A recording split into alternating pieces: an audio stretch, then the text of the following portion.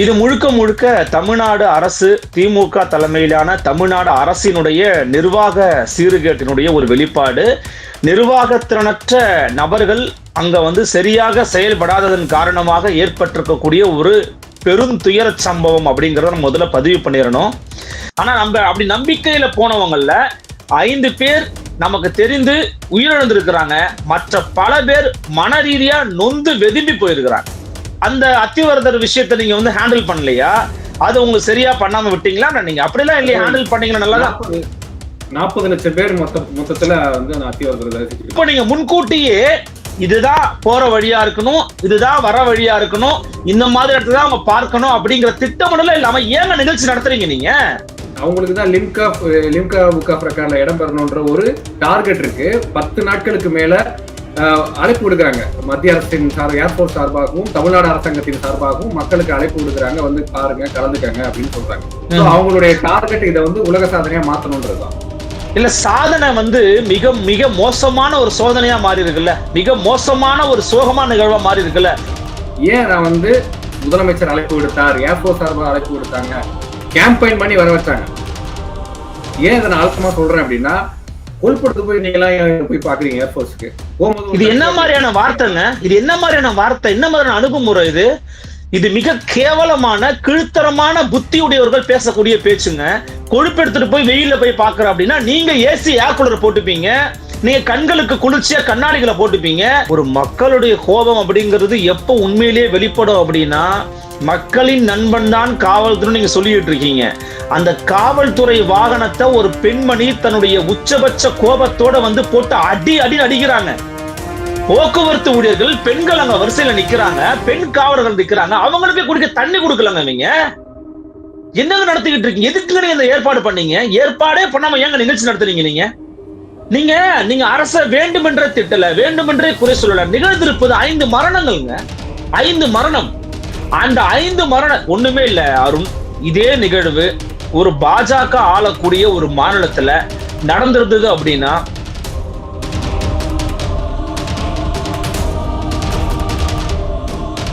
வணக்கம் அருள்மொழிவர்மன். வணக்கம் அருண், எப்படி இருக்கீங்க? நல்லா இருக்கேன், நீங்க எப்படி இருக்கீங்க? நலமா இருக்க, மிக்க மகிழ்ச்சி. நேற்று தமிழ்நாட்டு வரலாற்றுல ஒரு கருப்பு நாள் அப்படின்னு சொல்லலாம். இந்த இராணுவ விமான சாகசங்கள் நடைபெறுகிற அந்த நிகழ்ச்சியை பார்க்க போன பெருவாரியான மக்கள், பெரிய கூட்டம், 15 லட்சம் பேர் வந்ததா இன்னைக்கு அமைச்சர் சொல்றாரு. அதுல எதிர்பாராத விதமா 5 பேர் மரணம் அடைந்திருக்கிறாங்க. கடுமையான விமர்சனங்களை அரசாங்கம் எதிர்கொண்டுகிட்டு இருக்கு. திரும்புற பக்கம் எல்லாம் எதிர்வினைகள், அரசாங்கத்தை குறை சொல்றாங்க. எல்லா எதிர்கட்சிகளுமே தங்களுடைய விமர்சன கணைகளை வச்சிட்டு இருக்கிறாங்க. உங்களுடைய அப்சர்வேஷன் என்ன? இது யாருடைய தவறு, யார் மேல் பிழை? இது முழுக்க முழுக்க தமிழ்நாடு அரசு திமுக தலைமையிலான தமிழ்நாடு அரசினுடைய நிர்வாக சீர்கேட்டினுடைய ஒரு வெளிப்பாடு. நிர்வாகத்திறனற்ற நபர்கள் அங்க சரியாக செயல்படாததன் காரணமாக ஏற்பட்டிருக்கக்கூடிய ஒரு பெரும் துயர சம்பவம் அப்படிங்கறத நம்ம முதல்ல பதிவு பண்ணிடணும். காரணம் என்னன்னா, இப்ப நீங்க ரொம்ப சரியா ஒரு வார்த்தையை குறிப்பிட்டீங்க. 15 லட்சம் பேர் கூடுவாங்கன்னு ஏற்கனவே எதிர்பார்க்கப்பட்டது. பிளஸ் அந்த லட்சம் பேர் தான் வந்திருக்கிறாங்க அப்படிங்கிறத பார்க்க முடியுது. அப்ப ஏற்கனவே நீங்க ஒரு வாரத்துக்கு முன்பாகவே எதிர்பார்க்கப்பட்ட கூட்டம் வருதுன்னு நீங்க முடிவு பண்ணியிருந்தீங்க அப்படின்னா, ஏன் எதிர்பார்க்கப்பட்ட கூட்டம் வருவதற்கும் போவதற்குமான போக்குவரத்து ஏற்பாடுகளை ஏன் செய்யல? நமக்கு கண்ணுக்கு முன்னாடி தெரிஞ்சிருக்கிறது இந்த 5 உயிர் அப்படிங்கிறது தான். இதற்கு பின்னாடி பல பேர் பலவிதமான மனவேதனையும் உடல் வேதனையும் அனுபவிச்சிருக்கிறாங்க. என்னையும் கூட சேர்த்துதான் நான் சொல்றேன்.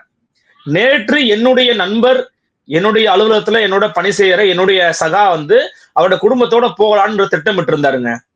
திட்டமிட்டு ஒரு காலையில குழந்தையும் மனைவியும் கூட்டிட்டு போறாரு. கூட்ட நெரிசலை பார்த்துட்டு நம்ம உயிர் பிழைப்போமான்னு தெரியலன்னு திரும்பி ஓடி வந்துட்டாரு வீட்டுக்கே. காரணம் என்ன? இப்போ இவரை மாதிரி எல்லாரும் இருந்துட முடியுமான்னு கேட்டா இருந்துட முடியாது. ஏன்னா எல்லாருக்கும் ஒரு ஆர்ப்பரிப்பு இருக்கும், ஆரவாரம் இருக்கும். கண்டிப்பா நிச்சயமா இந்த அரசு நல்லது செஞ்சிருப்பாங்க, நல்ல விஷயமா ஏற்பாடுகள் பண்ணிருப்பாங்க அப்படிங்கிற நம்பிக்கையில போனாங்க. ஆனா நம்ம அப்படி நம்பிக்கையில போனவங்கல்ல 5 பேர் நமக்கு தெரிந்து உயிரிழந்திருக்கிறாங்க. மற்ற பல பேர் மன ரீதியா நொந்து வெதும்பி போயிருக்கிறாங்க. நான் என் வாட்ஸ்அப் திறந்து காமிச்சுன்னா எனக்கு அவ்வளவு செய்திகள் தொடர்ந்து வந்துகிட்டே இருந்துச்சு. என் குடும்ப நிகழ்ச்சியின் காரணமா இன்னைக்கு நான் வந்து சில விஷயங்களை பண்ண முடியாம போயிருச்சு. நல்வாய்ப்பா நீங்க ஒரு நேர்காணல் வந்து உங்களோட செய்வதற்கு ஒரு வாய்ப்பு கிடைச்சிருக்குது. அப்போ அதை நான் எடுத்து பாக்குற ஒவ்வொரு வீடியோ எடுத்து பாக்குறேன். மெட்ரோ ரயில் நிலையங்கள் வந்து பாத்தீங்கன்னா இவ்வளவு கூட்டம் வரவே வராதுங்க. அவ்வளவு கூட்டம் வந்திருக்குது. வேளச்சேரி மார்க்கத்திலிருந்து பீச் வரைக்கும் போகிற இடங்கள் அவ்வளவு கூட்டம். நீங்க வந்து பாத்தீங்கன்னா வெறும் தொடர் வண்டி மட்டும்தான் தெரியுது. தொடர் வண்டி அந்த பிளாட்ஃபார்ம்ல வந்து பாத்தீங்கன்னா முழுக்க முழுக்க மக்கள் திரட்சி. இப்படி காலை கூட வைக்க முடியல. அப்ப இவ்வளவு கூட்டம் வரும்னு முன்கூட்டியே கணிச்சிருந்தீங்க அப்படின்னா ஏன் அதற்கான ஏற்பாடுகளை நீங்க செய்யல? என்ன ஏற்பாடுகள் நீங்க செஞ்சீங்க? ஒரு பக்கம் வந்து முதலமைச்சர் அமர்வதற்கும், முதலமைச்சருடைய குடும்பத்தினர் அமர்வதற்கும், மற்ற அமைச்சர் பெருமக்கள் சகாக்கள் அமர்வதற்கும் ஏற்பாடு பண்ணிருக்கிறீங்க. அது செய்ய வேண்டியதுதான், வரவேற்பு, வாழ்த்துக்கள் தான், அதுல தவறே கிடையாது. ஆனால் எப்படி நீங்கள் அங்க ஒரு விஷயத்த செஞ்சீங்களோ, அந்த நிர்வாக வசதிகளை செஞ்சீங்களோ, அதே போன்ற வசதிகளை சாதாரண பாட்டாளி வர்க்க மக்களுக்கு நீங்க செஞ்சு கொடுத்துருக்கணுமா இல்லையா? ஏங்க அவன் வந்து இதுல முக்கியமா நீங்க தெரிஞ்சுக்க வேண்டியது, பொதுமக்கள் எவ்வளவு வந்து ஒரு விரக்தியிலையும் ஒரு எப்படாச்சும் ஒரு நல்ல விஷயத்த பார்க்க போலாமா அப்படிங்கிற மாதிரி மனநிலை இருந்திருக்கிறாங்க பாருங்க. 15 லட்சம் பேர் கூடியிருக்காங்க. அப்ப என்ன அர்த்தம்? அவ்வளவு பேரும் ஒரு வெக்ஸ்ல இருந்திருக்கிறாங்க.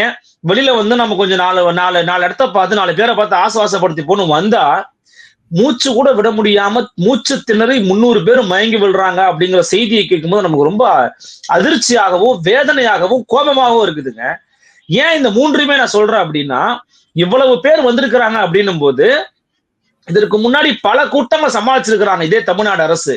ஏன் நீங்க இதே மாதிரி வந்து காஞ்சிபுரத்துல ஒரு கோயில் ஒருத்தர் வந்து ஒரு சாமி வந்து அன்னைக்குதான் அந்த ஒரு பல ஆண்டுகளுக்கு கழிச்சு அவங்க அப்பதான் வேலை வருவாங்க. நாங்க பேரை மறந்துட்டேன் நானு. அத்திவரதர். அத்திவரதர். அந்த அத்திவரதர் விஷயத்த நீங்க வந்து ஹேண்டில் பண்ணலையா?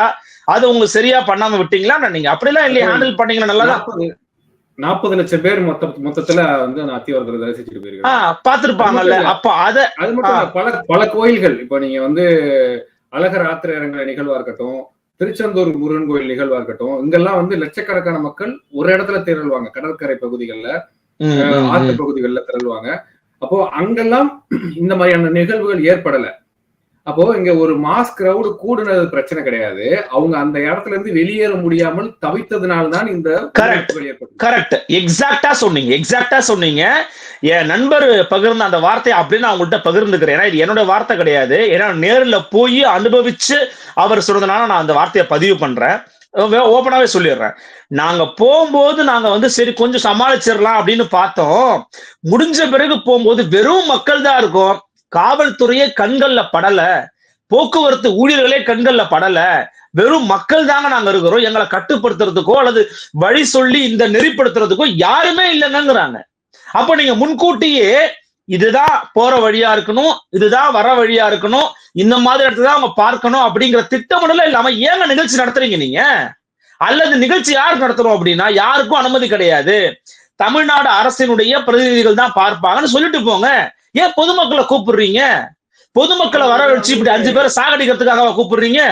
அவங்களுக்கு தான் லிம்கா புக் ஆஃப் ரெக்கார்ட்ல இடம் பெறணும்ன்ற ஒரு டார்கெட் இருக்கு. 10 நாட்களுக்கு மேல அழைப்பு விடுக்கிறாங்க. மத்திய அரசின் ஏர்போர்ஸ் சார்பாகவும் தமிழ்நாடு அரசாங்கத்தின் சார்பாகவும் மக்களுக்கு அழைப்பு விடுக்கிறாங்க, வந்து பாருங்க கலந்துக்கங்க அப்படின்னு சொல்றாங்க. அவங்களுடைய டார்கெட் இதை வந்து உலக சாதனையா மாத்தணும்ன்றதுதான். இல்ல சாதனை வந்து மிக மிக மோசமான ஒரு சோதனையா மாறி இருக்குல்ல, மிக மோசமான ஒரு சோகமான நிகழ்வா மாறி இருக்குல்ல.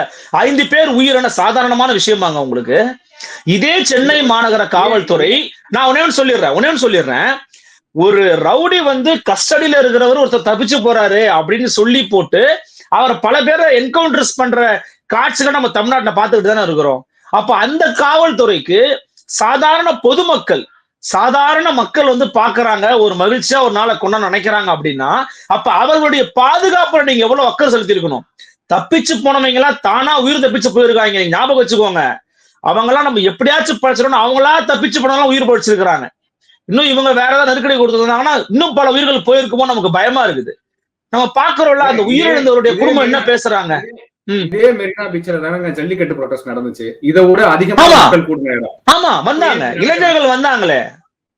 அப்போ இங்க நான் மறுபடியும் நான் இதை அழுத்தமா சொல்றது, கூட்டம் கூடுனதால மட்டும் உயிரிழப்பு நடக்கல.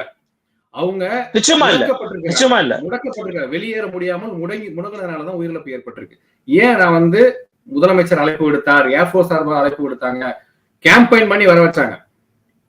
ஏன் இதை நான் அழுத்தமா சொல்றேன் அப்படின்னா, கொல்படுத்து போய் நீங்க எல்லாம் போய் பாக்குறீங்க ஏர்போர்ஸ்க்கு போகும்போது இது என்ன மாதிரியான வார்த்தைங்க? இது என்ன மாதிரியான வார்த்தை? என்ன மாதிரியான அணுகுமுறை இது? இது மிக கேவலமான கீழ்த்தரமான புத்தியுடையவர்கள் பேசக்கூடிய பேச்சுங்க. கொழுப்பு எடுத்துட்டு போய் வெயில்ல போய் பாக்குற அப்படின்னா நீங்க ஏசி ஏர் கூலர் போட்டுப்பீங்க, நீங்க கண்களுக்கு குளிர்ச்சியா கண்ணாடிகளை போட்டுப்பீங்க. ஏன் உங்களை மாதிரி எல்லாரும் இருந்துருவாங்கன்னு நினைப்பா உங்களுக்கு? ஏன் ஒரு காமன் மேன் போய் போய் பார்க்க கூடாதா? அவர் வெயில்ல பாக்குறாருன்னா அந்த வெயில்ல இருந்து வந்து பாக்குறவனுக்கு ஒரு இளநியை வெட்டி கொடு, இல்ல தண்ணி எடுத்து கொடு. ஒவ்வொரு தெருக்கள் ஒவ்வொருத்தரையும் பாடையை வச்சு தண்ணி எடுத்து கொடுங்க. தமிழ்நாடு அரசு தண்ணீர் பந்தல் அமைக்க வேண்டியதானாங்க, அல்லது காவல்துறை சார்பாக அமைக்க வேண்டிய தண்ணீர் பந்தல. அங்க வந்தவங்களுக்கு குடிக்க தண்ணி கிடையாது, கழிப்பறை வசதி கிடையாது, ஒரு ஃபீடிங் ரூம் கிடையாது. இது எதுவுமே இல்லாம எப்படி இங்க வந்து காமன் வந்து பாத்துட்டு போவோம்? எதுக்கு நீங்க அழைப்பு விடுச்சீங்க? என்ன சாதனை பண்ண அழைப்பு எடுத்துருக்கீங்கன்னா, இது நாங்க 5 பேரை வந்து இந்த மாதிரி சாகடிக்க போறோம் அப்படிங்கிறதுக்காக சாதனைக்கு அழைப்பு எடுத்திருக்கீங்க. அதான் சாதனையா? இதான் நீங்க பண்ண சாதனையா? நடைபெற்ற நேரமும் நண்பகல் நேரம் இல்ல. ஆனா இந்த இடத்துல அமைச்சர் சொல்ற விஷயங்களையும் நான் கோட் பண்றேன்.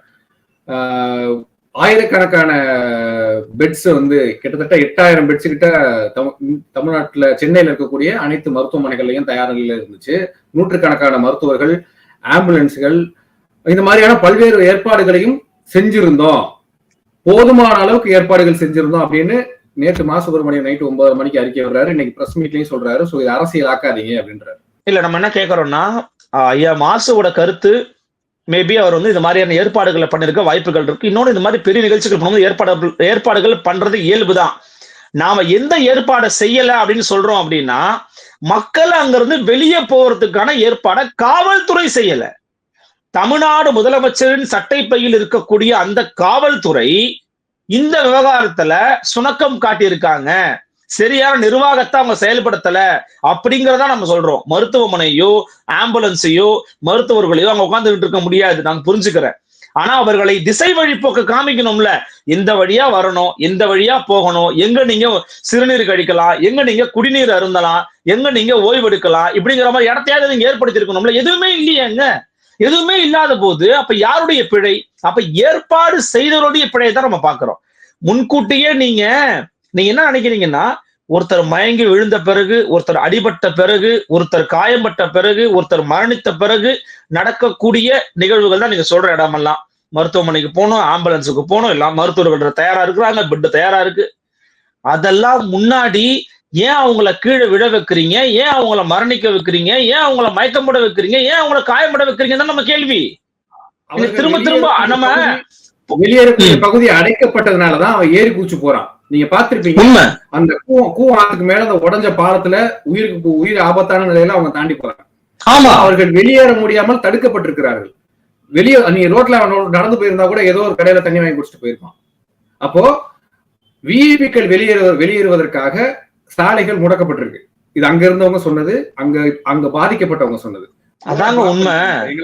ஏங்க நல்லா நினைச்சு பாருங்க, ஒரு மக்களுடைய கோபம் அப்படிங்கிறது எப்ப உண்மையிலேயே வெளிப்படும் அப்படின்னா, மக்களின் நண்பன் தான் காவல்துறை நீங்க சொல்லிட்டு இருக்கீங்க.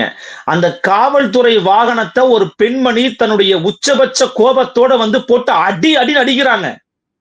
காவல்துறை வாகனத்தை அடிக்கிறாங்க. ஏன் அடிக்கிறாங்க? என்னையா பண்ணீங்க? எனக்கு என்ன செஞ்சீங்க? ஒரு பெண்மணியா நான் இந்த அவலத்தை அனுபவிக்கணுமா? குடிக்க தண்ணி இல்ல, நிக்க ஒரு இடம் இல்ல, ஓரமா ஒதுங்க ஒரு கழிப்பறை இல்ல. இந்த வசதியை பண்ணி போட்டு நீங்க வந்து பேசிக்கிட்டு இருக்கீங்களா? அந்த காவல்துறை மீது கோபத்தை காமிக்கிறாங்க. ஞாபகம் வச்சுக்கோங்க, எளிய மக்கள் எப்போதுமே காவல்துறை பார்த்தா பயப்படுவாங்க. முதல்ல ஐயோ எதுக்குப்பா தேவையில்லாம பிரச்சனைன்னு. அதையும் மீறி ஒருத்தவங்க ஏன் வந்து டார்கெட் பண்ணி போலீஸோட அந்த வேனையே பெட்ரோலையே அடிக்கிறாங்க அப்படின்னா, தட்டுறாங்க அப்படின்னா, அதுக்கான காரணம் என்னன்னா, உச்சபட்சமா பாதிக்கப்பட்டிருக்காங்க. இன்னொன்னு, அங்க இருக்கக்கூடிய காவல்துறையினருக்கு குடிக்க தண்ணி கிடையாது. இதுவும் நான் பார்த்தேன். போக்குவரத்து ஊழியர்கள் பெண்கள் அங்க வரிசையில நிக்கிறாங்க, பெண் காவலர்கள் நிக்கிறாங்க, அவங்களுக்கு குடிக்க தண்ணி கொடுக்கலங்க. நீங்க என்னங்க நடத்திக்கிட்டு இருக்கீங்க? எதுக்குங்க நீங்க இந்த ஏற்பாடு பண்ணீங்க? ஏற்பாடே பண்ணாம ஏங்க நிகழ்ச்சி நடத்துறீங்க? நீங்க இதான் நீங்க பண்ண சாதனையா? எதிர்க்கட்சி தலைவர் எடப்பாடி பழனிசாமி என்ன கேட்கிறாரு? இந்த உயிரிழப்புக்கும் துன்ப சம்பவத்துக்கும் முதலமைச்சர் தான் முழு பொறுப்புங்கிறார். ஆமா, அவர் தான் முழு பொறுப்பு. சரியான விஷயம் தான் அவர் சொல்லி இருக்கிறாரு. அதே போலதான் நாம் தமிழர் கட்சியின் சீமானும் சொல்றாரு, இது அரசு நிகழ்த்தி இருக்கக்கூடிய படுகொலைன்றார். ஆமா, அரசு நிகழ்த்தி இருக்கக்கூடிய படுகொலைங்கிறாருங்க அவரு. ஒரு எதிர்கட்சியினுடைய டோன் அப்படிதாங்க இருக்க முடியும். மரியாதைக்குரிய விஜய் அவருடைய இந்த அறிக்கையில மிகப்பெரிய ஏமாற்றம் அளிக்கிறது. அப்படியே மென்மையா எழுதுறாரு, அப்படியே மென்மையா, அப்படியே ரொம்ப மயில் இறகால வருடி கொடுக்கிறாரு திமுக அரசுக்கு. நீங்க கொஞ்சம் பார்த்து பண்ணணும், ரொம்ப கொஞ்சம் கவனமா இருங்க. இப்படி எல்லாம் பண்ணிட்டு இருந்தீங்கன்னா நீங்க இதை அரசியலாக்குங்கன்றதுக்காக நான் பேசலங்க. ஒரு அரசை நோக்கி கேள்வி எழுப்பவே உங்க தலைவரே எப்படி பயப்படுறாரு? ஏங்க அந்த கட்சியில் இருக்கக்கூடிய மரியாதைக்குரிய, ஆமாங்க, அந்த கட்சியினுடைய தோழர் மரியாதைக்குரிய நம்ம லயோலா மணி அவர்களா இருக்கட்டும், மரியாதைக்குரிய தோழர் ஜெகதீசனா இருக்கட்டும், அவங்க கூட கடுமையா பேசுவாங்க. அந்த கடுமையை கூட அந்த அறிக்கையில பார்க்க முடியல. நீங்க நீங்க அரச வேண்டுமென்றே திட்டல, வேண்டுமென்றே குறை சொல்லல. நிகழ்ந்திருப்பது 5 மரணங்கள்ங்க, 5 மரணம். அந்த 5 மரணம் ஒண்ணுமே இல்ல அருண். இதே நிகழ்வு ஒரு பாஜக ஆளக்கூடிய ஒரு மாநிலத்துல நடந்திருந்தது அப்படின்னா தமிழ்நாட்டுல திமுக தலைவர் அதற்கு எப்படி இருக்கும்? ஒரு வாரத்துக்கு டிபேட் இதுதான், டிபேட் இதுதான். எந்நேரம் இன்னைக்கு காலையில இருந்து இரவு வரைக்கும் போராட்டம் பண்ணிருப்பாங்க, அங்க போராட்டம் பண்ணிருப்பாங்க, ஆர்ப்பாட்டம் பண்ணிருப்பாங்க, அந்த உருவ பொம்மையை தீயிட்டு கொளுத்திருப்பாங்க. 5 பேரோட உயிர் என்ன உனக்கு இலக்காரமாகி விட்டதா அப்படின்னு கேட்டிருப்பாங்க. இதுல மிக முக்கியமாக கூட்டணி கட்சியில் இருக்கக்கூடிய ஆதவ அர்ஜுனாவோட கருத்து ரொம்ப ரொம்ப முக்கியம். அரசோட கவனக்குறைவுங்க, அரசு இந்த மாதிரி பண்ணிருக்க கூடாதுங்க அப்படின்னு ரொம்ப ஸ்ட்ராங்கா அடிக்கிறாரு. அதையும் நம்ம இங்க கூடுதலா கவனிக்கணும். அப்போ கூட்டணியில் இருக்கக்கூடியவங்களும் எதிர்க்கிறாங்க, கார்த்தி சிதம்பரம் விமர்சனம் பண்ணி பேசியிருக்கிறாரு, எதிர்கட்சிகளும் விமர்சனம் பண்ணி பேசுறாங்க. அப்படின்னும் போது இது இந்த அரசினுடைய கையாளாகத்தனத்தையும் அரசினுடைய இயலாமையும் அரசினுடைய நிர்வாகத்திறன் குறைபாட்டையும் தான் காட்டுகிறது அப்படிங்கிறத தவிர வேற ஒன்றுமே இல்லையே. இப்ப நீங்க 5 லட்சம் வீட்டுக்கு கொடுப்பீங்க, வேற வழியில நீங்க கொடுத்துதான் ஆகணும். நீங்க கள்ளச்சாராயம் குடிச்சு செத்தவங்களுக்கே நீங்க 10 லட்சம் கொடுக்குறீங்க, அப்ப இவங்களுக்கு நீங்க 5 லட்சம் கொடுக்கலாம். ஏன்னா உங்களுடைய பிழை, உங்களுடைய குறைபாடு, உங்களுடைய இயலாமை, அதற்காக 5 பேர் உயிர் பலியாகி இருக்கிறது, அதுக்காக நீங்க கொடுக்குறீங்க. இப்ப அதற்கான சொல்யூஷன் என்ன? எங்க நீங்க தவறு பண்ணீங்க, என்ன திருத்திக்கிட்டீங்க? நீங்க யார பதவி இறக்கம் பண்ண போறீங்க? இந்த சென்னை மாநகரத்தினுடைய இந்த ஏற்பட்டிருக்கக்கூடிய இந்த பிழைக்கு, இந்த கோர சம்பவத்துக்கு யார பொறுப்பாக்க போறீங்க? யார் பொறுப்பு? கள்ளச்சாராயம் கூட ஏதோ இன்டைரக்டா ஒரு விதத்துல ஒரு ஒரு அதிகார வட்டம் தொடர்பு இருந்திருக்கும். அவன் போய் கொழுப்படுத்து போய் குடிக்கிறான் அப்படின்னு சொல்றாங்க. சரி, ஓகே, ஃபைன், அதுக்கு 10 லட்சம் ரூபாய் கொடுக்குறாங்க. ஆனா ஒரு பேரிடர்ல ஒருத்தர் வெள்ளத்துல இறந்து போயிடுறாரு, ஒருத்தர் இடி விழுந்து இறந்து போயிடுறாரு, அவருக்கு நிவாரணம் கொடுக்கறது அப்படின்றது எதிர்பாராத மரணங்கள், அதுக்கு அரசு நிவாரணம் கொடுக்கறது, ஒரு ஆக்சிடென்ட்ல செத்து போறது அப்படிலாம். இப்ப கூட ஒரு சமீபத்துல ஒரு காவலர் பணியின் போது மரணம் அடைந்து விட்டார், 25 லட்சம் ரூபாய். இதெல்லாம் எதிர்பாராதது. ஆனா என்னுடைய தவறு, என்னுடைய நிர்வாக தவறுனால 5 பேர் செத்து போயிருக்கிறான், என்னுடைய மக்கள் செத்து போயிருக்கிறான். அப்போ நான் பண்ண ஒரு மிஸ்டேக்னால செத்து போயிருக்கிறான், இல்லன்னா அவன் செத்துருக்க மாட்டான். அப்படின்றப்போ 5 லட்சம் ரூபாய் எப்படி பத்துன்றேன் நானு. இல்ல, அதுல கூட எனக்கு முரண்பாடான கருத்துக்கள் இருக்குதான் அருண், அதை மறுக்கல. எனக்கு எங்க ரொம்ப அதிர்ச்சியா இருந்துச்சு தெரியுங்களா, இந்த மாதிரி ஒரு பெரிய நிகழ்ச்சி நடக்கும் போது ஒரு 10 லட்சம் பேர் கூடுறாங்க, ஒரு 15 லட்சம் பேர் கூடுறாங்க அப்படின்னா, அந்த மாதிரி கூட்டங்கள்ல வெயிலின் தாக்கம் கூடுதலா இருக்குதுன்னு சொன்னீங்கன்னா கூட ஒரு மயக்கம் அடையலாம், அல்லது மயக்கமடைய ஸ்டேஜுக்கு சில வயசானவங்க கூட போகலாம். ஆனால் இங்க 5 பேர் மரணம் அடைஞ்சிருக்கிறாங்க. அந்த மரணம் அரசினுடைய பிழையால், அரசினுடைய நிர்வாக கோளாறால், அரசினுடைய சீர்கேட்டால் நடந்திருக்குது அப்படின்னும் போது அதனுடைய ரெஸ்பான்ஸ் எப்படி இருந்திருக்கணும்? அதான் அந்த இடத்துல இப்ப பலரும் இதை மடைமாற்றுறாங்க. வெயிலின் தாக்கத்தினால் மரணம் அடைந்துட்டாங்க, கூட்ட நெரிசலால் மரணம் அடையல அப்படின்றாங்க. அந்த இடத்துல வெயிலின் தாக்கத்தினால் மரணம் அடைந்திருக்காங்க, வெயிலின் தாக்கம் அதிகமா இருந்துச்சுன்னா அவங்க அந்த ஏர் ஷோ நடந்துட்டு இருந்திருக்கும் போதே சுருண்டு விழுந்திருப்பாங்க. அவங்க ப்ரிப்பேர்டா தான் வந்திருக்கிறாங்க, கொடையெல்லாம் எடுத்துட்டு வந்திருக்கிறாங்க. மோஸ்ட் ஆஃப் ஒரு 70% கொடை அடிச்சிருக்காங்கன்னே வச்சுக்கோமே. அவங்க அங்க இருந்து வெளியேற முடியாததுனாலதான் மூச்சுத்திறல் ஏற்பட்டிருக்கு, தண்ணி தாகம் ஏற்பட்டிருக்கு, செத்து இருக்கிறாங்க.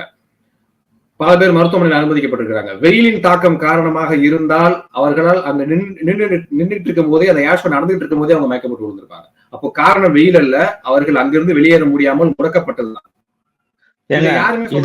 எல்லாம் வெயில் மேல உண்மை உண்மை உண்மை உண்மை. என்னன்னா ஒண்ணுமே இல்லைங்க, இதே ஷோ ஒரு ஒரு என்ன சொல்றது, ஒரு மாதிரி ஒரு கிளவுடியான ஒரு இதுல கிளவுடியான நடத்த முடியாதுங்கிறது 2வது விஷயம். நீங்க வெயில் தான் காரணம் அப்படின்னு சொல்றீங்கன்னு வச்சுக்கோங்களேன், வெயில் கொஞ்சம் அதிகமா இருக்கும்போது போதும்பா நம்ம கிளம்பலாம்ப்பா அப்படின்னு நினைச்சிருப்பான்ல, அவனை போக விட்டீங்களா நீங்க? அவன் ஒழுங்கா போயிருப்பானா? அப்படி போய் எத்தனை பேர் உள்ள சிக்கியிருப்பான்றது இப்ப தெரியல. எல்லாரும் வந்து உசுர கொடுத்தா அதை பாப்பா யாரெல்லாம் அதை பார்க்க வரல. அவ்வளவு பெரிய விஷயம் எல்லாம் ஒண்ணும் கிடையாது. அது உசுர கொடுத்தா அதை பாப்பா நான் பார்க்க வரல. பிரச்சனை என்னன்னா, நான் பார்க்க வந்தேன், நீ எனக்கு சரியா செஞ்சியா?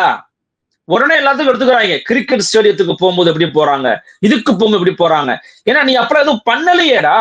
நீ பண்ணிருந்தா தானே அதை பத்தி நம்ம பேசவே முடியும். இந்த பாதையில பாக்குறவங்களா உட்காரணும். பாருங்கப்பா, கார் ரேஸ் நடத்துனீங்கல்ல, F4 கார் நடத்துனீங்கல்ல, அந்த கார் பயணத்தை பாக்கணும்னு என்ன பண்ணணும்? எல்லா ஸ்டேடியத்துக்குள்ள உட்காரணும், இப்படி பாக்கணும்னு சொல்றோம்ல. அது மாதிரி ஒரு இடத்துல பண்ணிருக்கலாமே. எந்த உயிருமே பலியாகி இருக்காது. ஒரு குழந்தை பையனை ஒரு காட்சி நீங்க பார்த்திருப்பீங்க. தூக்கி கொடுக்குறாங்க, அப்படியே தலைகளா அப்படியே விழுறான் அந்த பையன். அந்த பையன் அப்படியே உடம்ப மட்டும் அப்படியே காலை பிடிச்சி இழுத்துட்டு போறாங்க ஒரு குழந்தை பையனை. அப்போ அந்த காட்சியை மறைக்கிறாரு அமைச்சர். இப்போ அமைச்சர் சொல்றது என்னன்னா, எல்லா ஏற்பாடுகளும் சரியா செஞ்சிருந்தோம், நெரிசல் கிடையாது, வெயிலின் தாக்கம் காரணமாக தான் போயிட்டாங்க அப்படின்றாங்க. அப்ப அந்த பையனை தூக்கி போட்டு மேல இருந்து அவன் தலைகளா பிடிக்கிறாங்களே, அது வெயிலின் தாக்கமா? எனக்கு தெரிஞ்சு இந்த ஆமா, இந்த காவல்துறையினரை வந்து பாத்தீங்கன்னா, நம்ம வந்து காவல்துறையோட மட்டும் நம்ம வந்து குறை சொல்லல. இந்த காவல்துறைக்கு கட்டளையிடக்கூடிய இடத்துல யார் இருக்கிறாங்கன்னு எனக்கு தெரியல. பாக்குற நேர்கள் தெரிஞ்சா சொல்லட்டும். இந்த காவல்துறைக்கு கட்டளையிடுறவங்க காவல்துறையினரை பெரும் பந்தோபஸ்துக்காகவும், அமைச்சர்கள் பாதுகாப்பா போகணும், வழி ஏற்பாடு பண்ணுங்க. முதலமைச்சர் பாதுகாப்பா போகணும், முதலமைச்சரோட குடும்பம் பாதுகாப்பா போகணும், வழி ஏற்பாடு பண்ணுங்க. நான் தவறே சொல்லல. அப்ப அதற்கு ஏற்றபடியான அமௌண்ட் ஆஃப் போலீஸோட செக்ஷனை யூஸ் பண்ணிருக்கணுமா இல்லையா? அதை யூஸ் பண்ணி தான் இந்த பிரச்சனை வந்திருக்குமா? இத்தனைக்கும் நீங்க பெண் காவலர்கள் யூஸ் பண்ணிருக்கிறீங்க. பெண் காவலர்களுக்கு ஏற்ற ஏதாவது ஒரு உதவியாவது நீங்க செஞ்சீங்களா? குடிக்க தண்ணி இல்லாம போற ஒரு தம்பிட்டு, அப்பா கடவுள் போல வந்த தண்ணியை கொடுப்பான்னு கேட்டு வாங்கி குடிக்கிறாங்கல்ல, அந்த காட்சி எதுவும் உணர்த்தது? அந்த காட்சி? நான் எதுவும் ஏற்பாடு பண்ணல, இருக்கிறவன் வாங்கி பழச்சுக்க எப்படியாச்சு அப்படிங்கிறதானே வெளிப்படுத்துது. அது இதுல என்ன கோரமான விஷயம் தெரியுமாங்க? முன்னே சொல்றேன், இந்த நிகழ்ச்சி எல்லாம் முடிஞ்சு சாலையெல்லாம் கிளீன் ஆயிருச்சு. சாலையெல்லாம் யாருமே இல்ல, இவர் அங்கேயே படுத்து கிடப்பாங்க. சாலையெல்லாம் எதுவுமே இல்ல, பீச் எல்லாம் காலி ஆயிட்டாங்க. பாருங்கள், எல்லாமே வந்து அமைதியாகி விட்டது. இதெல்லாம் பொழப்பா? இதெல்லாம் ஒரு பொழப்பா? நான் கேட்கிறேன். ஒரு அடிப்படை அறிவு, அடிப்படை நேர்மை, அடிப்படை நியாய குணங்கள் இருக்கிறவங்க யாராச்சும் இதை பகிர்வாங்களாங்க? நான் சொல்றேன், என்ன மாதிரியான நடைமுறை இது? புரியல எனக்கு. அந்த மாதிரிதான் போறாங்கங்க. நான் நினைச்சு பாருங்களேன், நாம அந்த இடத்துல ஏன் இந்த சம்பவம் நடந்துச்சு, ஏன் இந்த மாதிரி ஆயிருக்கிறாங்கிறத பத்தி பேசிக்கிட்டு இருக்கும் போது எல்லாமே கிளீன் ஆயிட்டாங்க, எல்லாரும் போயிட்டாங்க, எல்லாம் வீட்டுக்கு போய் வேலையை பாருங்கன்ற மாதிரி பேசிட்டு இருக்காங்க. இதே மாதிரிதான் இந்த வெள்ளம் வந்த போது பண்ணாங்க. இந்த இப்போ டிசம்பர் மாசம், டிசம்பர்ல உங்களுக்கும் தெரியும் எனக்கும் தெரியும், மழையில நம்ம வந்து குளத்தூர் தொகுதிக்கு போனோம், வட சென்னைக்கு எல்லாம் போனோம். மழை பெஞ்ச மறுநாள் காலையில சூப்பரா ஆச்சுன்னு அண்ணா சாலையை போட்டோ எடுத்து போட்டு எல்லாருமே ஷேர் பண்ணாங்க. ஞாபகம் இருக்குல்ல உங்களுக்கு? சூப்பரா ஆயிடுச்சுப்பா சென்னை அப்படின்னாங்க. நான் வந்து நீங்க ஓரளவுக்கு வந்து இந்த அரசுக்கான கெட்ட பேர் ஏற்படக்கூடாதுன்னு நினைக்கிற விஷயங்களை புரிஞ்சுக்கிறேன். ஆனா ஓரளவுக்கு ஏற்புத்தன்மை இருக்கணும்ல. ஆமா, கவனக்குறைவால் ஏற்பட்டுருச்சு. கனிமொழி அவர்கள் போட்ட ட்வீட் கூட பரவாயில்லைங்க. அதை கூட நம்ம சில விஷயங்களை அவங்க முழுமையை ஏத்துக்க முடியாதுன்னா ஒரு ஆளுங்கட்சியா இருக்கிறாங்க. அட்லீஸ்ட் அவங்களா இந்த வார்த்தைகளை பதிவு பண்ணாங்க, அது வரைக்கும் நம்ம அவங்கள பாராட்டணும். ஆனா மற்றவருடைய செயல்பாடு அப்படிங்கிறது, இந்த குற்றச்செயல், இந்த சம்பவம், இதை தாண்டிய வழிகளை உருவாக்குது.